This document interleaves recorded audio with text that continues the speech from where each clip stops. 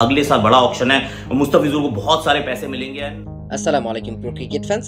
দর্শক, 30শে এপ্রিল পর্যন্ত মুস্তাফিজুর রহমানের এনওসি দিয়েছিল বিসিবি। এরপরে চেন্নাই সুপার কিংসের রিকোয়েস্টে আরও একদিন বাড়িয়ে 1 মে পর্যন্ত মুস্তাফিজুর রহমান কিন্তু এনওসি পেয়েছে আইপিএল খেলার জন্য। কিন্তু অবাক করার বিষয় হলো অন্য ক্রিকেটাররা কিন্তু আইপিএল খেলছে, অথচ মুস্তাফিজুর রহমানকে কিন্তু জিম্বাবুয়ের মতো একটা দলের সাথে সিরিজ খেলানোর জন্য আইপিএল এর মতো একটা বড় মঞ্চ থেকে তুলে নিয়েছে বাংলাদেশ ক্রিকেট বোর্ড। এমনকি তারা বলছে মুস্তাফিজুর রহমানের নাকি আইপিএল থেকে শেখার আর কিছুই নেই। এই বিষয়টি এখন কড়াভাবে আলোচনা করেছেন ভারতীয় ধারাভাষ্যকার আকাশ চোপড়া।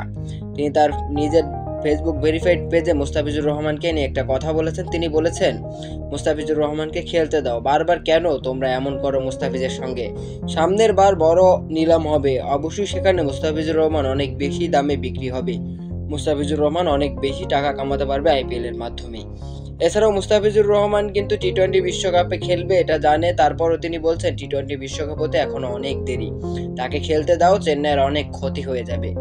মূলত তিনি বাংলাদেশ ক্রিকেট বোর্ডকে আসলে রিকোয়েস্ট করে বলছে যে তার মুস্তাফিজুর রহমানকে যেন এবার আইপিএলটা পরিপূর্ণভাবে খেলতে দেওয়া হয়, কেননা সামনের বার বড় নিলাম আছে এবং সেখানে মুস্তাফিজুর রহমান কিন্তু চড়া দামেও বিক্রি হতে পারে।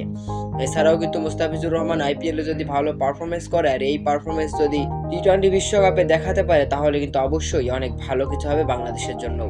তো সেটাই আসলে আকাশ চোপড়া অনেকভাবে বোঝানোর চেষ্টা করছে, এখন বাদবাকিটা বাংলাদেশ ক্রিকেট বোর্ড বিসিবির হাতে। তো দর্শক, আমি পার্সোনালি চাই মুস্তাফিজুর রহমান যেন এবারের আইপিএল এর আসরটা পুরোপুরি খেলুক, কিন্তু আমাদের বাংলাদেশ ক্রিকেট বোর্ড তো আর সেটা চায় না।